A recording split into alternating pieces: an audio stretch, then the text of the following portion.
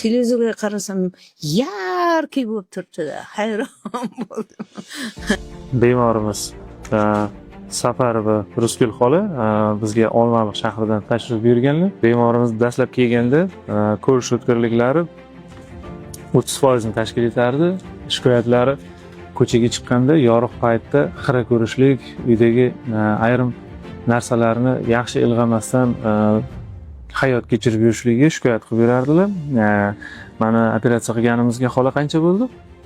Men bugun 4 kundan o'tsa 25 kun o'qib. 25 kun, bir oy bo'lyapti. Xudo xolasa bir oy bo'lyapti. Bugun ko'rish o'tkirliklari 100% ni tashkil etyapti. Bunday ko'rishga erishishimizda qo'yilgan gavharlarimiz sabab bo'lib, bemorimizga qo'yilgan gavharlar hozir chiroyli joyida turibdi.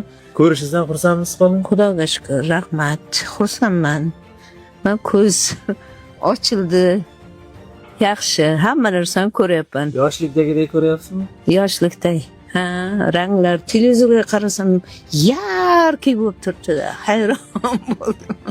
Seriallaringiz maza qilib? Va zo'r. Mening yurtimni вообще ko'raman. Zo'r. Har xil seriallar. Rahmat sizga. Umringizdan baraka toping.